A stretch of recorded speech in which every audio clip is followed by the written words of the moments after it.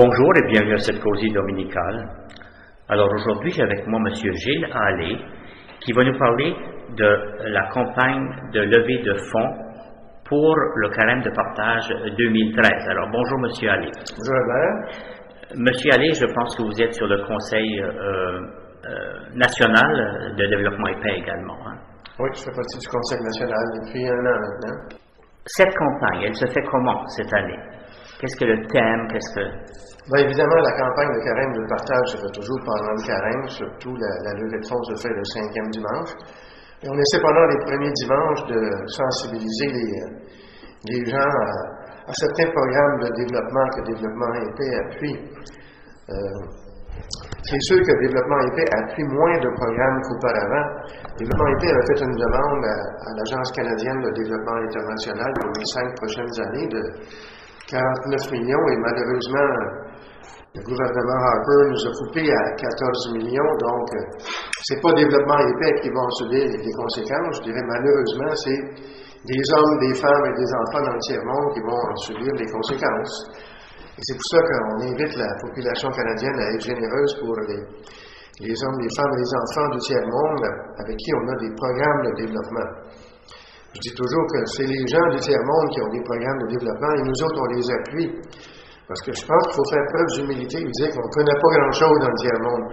C'est les gens là-bas qui s'organisent ensemble, qui connaissent leur situation et qui savent c'est quoi les remèdes pour remédier à leurs problèmes qu'ils rencontrent dans leur société chez eux.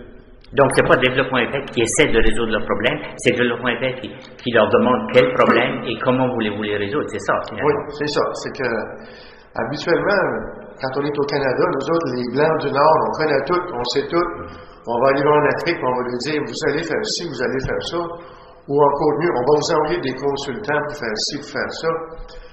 Mais c'est que la philosophie de l'Agence canadienne de développement international ou du gouvernement, c'est que le développement international, c'est pas payant pour les Canadiens, donc on va leur envoyer des consultants.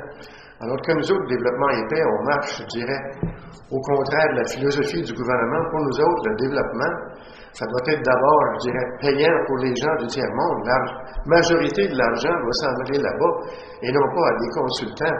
Comme dans des gros programmes de développement du gouvernement, 90 ou 95% va en des biens canadiens qu'on achète au Canada ou pour des consultants canadiens. Puis il reste des miettes pour les gens du tiers-monde qui attendent seulement comment ça fait, ça marche pas. Donc, c'est presque pour créer des jobs au Canada. Ben, c'est ça.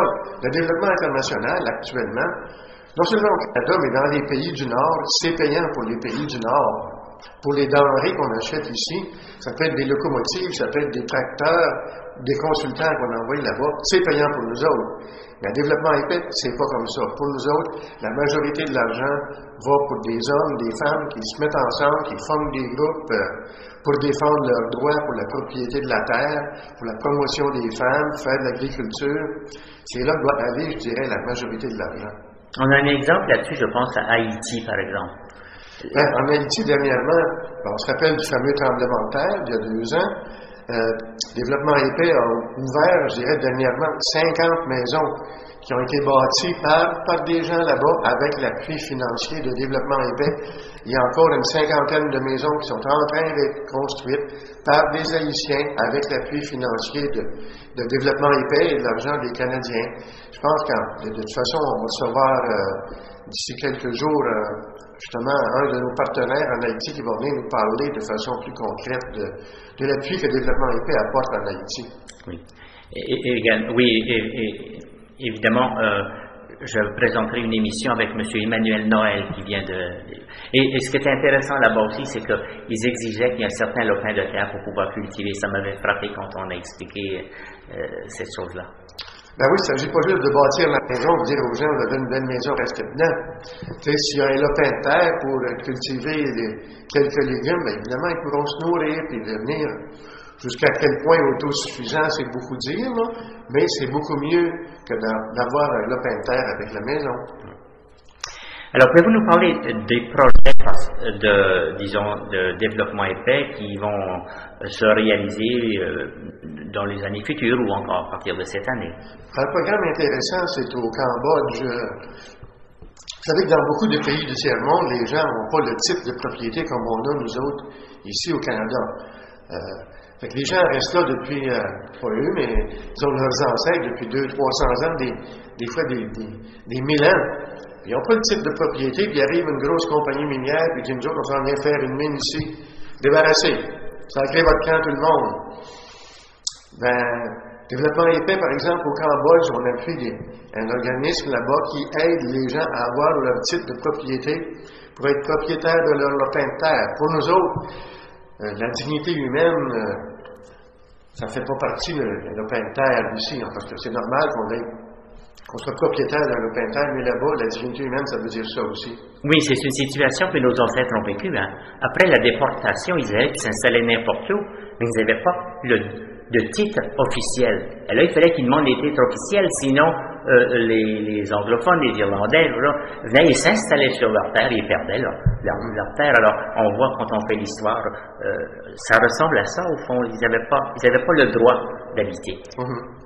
Un autre programme intéressant, c'est au Pérou, qui est parrainé par la Commission épiscopale des affaires sociales, par les évêques du Pérou.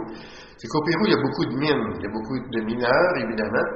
Et les hommes travaillent dans les mines, je dirais bien souvent, pour des salaires dérisoires. Les gens attrapent des maladies professionnelles, des maladies minières.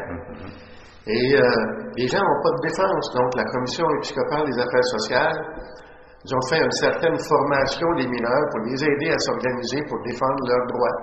Dans nos pays, ici, les gens qui travaillent dans les mines sont syndiqués. Mais au Pérou et dans beaucoup de pays du tiers-monde, c'est pas facile de se syndiquer et s'organiser. Parce que bien souvent, les multinationales, les droits de la personne, la dignité humaine, ça les dérange pas beaucoup. D'ailleurs, les compagnies minières canadiennes sont reconnues dans le tiers-monde pour exploiter des hommes à des salaires dérisoires et aussi pour détruire l'environnement, malheureusement. D'ailleurs, Développement épais a fait une campagne auprès du gouvernement canadien il y a quelques années pour que le gouvernement canadien encadre davantage les minières canadiennes à l'œuvre dans le tiers-monde. Et le gouvernement canadien n'a pas aimé la campagne de Développement épais. Et c'est peut-être pour ça que, au lieu d'avoir 49 millions, on a obtenu 14 millions. Je pense que le gouvernement Harper n'aime pas beaucoup les campagnes d'éducation que Développement épais fait au Canada. Parce qu'au fait, c'est pour la dignité humaine aussi. Ben oui, c'est les gens dans le tiers-monde qui nous disent, dans les programmes de développement, faites des pressions sur votre gouvernement pour que les choses changent chez vous, et si ça change chez vous, ça va changer chez nous. C'est pour ça que le Développement épais, je dirais, depuis une trentaine d'années, fait toujours à l'automne une campagne d'éducation qui est toujours envers le gouvernement canadien pour que le gouvernement canadien resserre, je dirais, ses législations pour les compagnies canadiennes dans le tiers-monde. Alors, la semaine dernière, c'était la semaine internationale de la femme. Et Développement épais, est-ce qu'ils ont des projets, par exemple, pour l'émancipation des femmes? Je crois qu'en Afghanistan, il y a quelque chose là-dessus. Il me semble que j'ai vu quelque part. Oui, en Afghanistan, Développement épais aide les femmes à s'organiser ensemble, parce qu'on sait que l'Afghanistan, comme je dirais dans tous les pays arabes ou musulmans, les femmes ne comptent pas dans la société. Les femmes ne peuvent pas sortir toutes seules. Il faut que les femmes soient 2 ou 3 pour sortir ensemble. Elles ne peuvent pas sortir toutes seules. Les femmes ne peuvent pas conduire de voiture. Les femmes, dans beaucoup de pays, n'ont pas accès à l'éducation. En Afghanistan et dans d'autres pays, en Afrique aussi, il y a, je dirais, plusieurs programmes de développement qui sont consacrés aux femmes pour que les femmes se prennent en main, pour que les femmes s'organisent.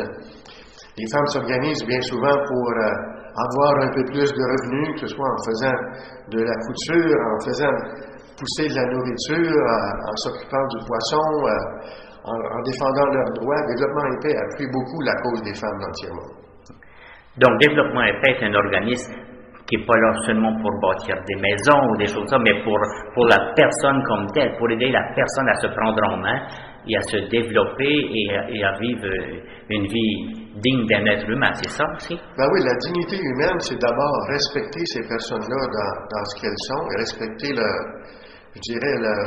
goût de faire des choses. Et Développement épais met beaucoup d'emphase sur la formation des personnes. Qu'il arrive un tremblement de terre, un ouragan, des inondations, quand on a formé des personnes, c'est pas détruit. Je me rappelle, il y a plusieurs années, quand Duvalier était dictateur en Haïti, Il y a un bon curé lui connaissait ça, le tiers-monde, qui avait fait bâtir un édifice d'une paroisse là-bas. Fait que les tontons macoutes sont arrivés puis ont dit tout le monde dehors, l'édifice c'est à nous autres. Hein? Je pense que c'est important d'investir, je dirais, dans des personnes, dans leur formation, qui arrivent n'importe quoi, à moins que les personnes se fassent tuer, évidemment, mais qui arrivent n'importe quoi de calamité naturelle, les gens vont toujours être là pour, je dirais, se mettre ensemble et subvenir à leurs besoins. Pouvoir s'affirmer, quoi. Leur donner des outils pour pouvoir s'affirmer. Oui, c'est ça. Je dirais que le développement épais, c'est toujours de la formation, que ce soit dans le domaine de la promotion féminine, que ce soit dans le domaine de l'agriculture, dans bien d'autres domaines. Le développement épais met toujours l'emphase sur les personnes d'abord. Donc, dimanche prochain, comme j'ai dit au début, c'est la campagne. Mais on peut souscrire n'importe quand, on peut donner n'importe quand. Il y a un dimanche particulier où on peut, disons, on cible la campagne, mais ça ne s'arrête pas là. Alors, ça ne s'arrête pas au 5e dimanche de carême. C'est sûr que c'est là qu'on met l'emphase, mais j'inviterai les gens aussi à devenir partageants. Être partageant, c'est donner 5, 10 ou 20 $ par mois à Développement épais, que Développement épais va chercher dans votre compte de banque ou à la Caisse populaire. On peut devenir aussi un donateur à Développement épais en allant sur le site de Développement épais. Développement épais a un site que je trouve très intéressant. Et on peut faire des dons là, soit par carte de crédit, évidemment. Donc, il y a plusieurs façons de donner, je dirais, non seulement à Développement épais, mais par Développement épais à des hommes, des femmes dans le tiers-monde qui recherchent leur dignité humaine. Okay. Puisqu'on parle d'argent, qu'est-ce qui nous assure que cet argent-là se rend bien là où elle devrait se rendre? Moi, je suis actuellement au Conseil national de développement épais. J'ai travaillé pour le développement épais pendant 25 ans et je peux vous assurer que l'argent qui est donné à développement épais pour des programmes de développement et tiers-monde, l'argent se rend. Disons, c'est 80% de l'argent qui va au tiers-monde. Il y a 10% pour l'administration, 10% aussi pour la promotion, pour l'éducation au Canada. Mais il y a 80% de l'argent qui va aux gens dans le tiers-monde. Et je pense que parmi les ONG canadiennes, c'est une très, très bonne moyenne.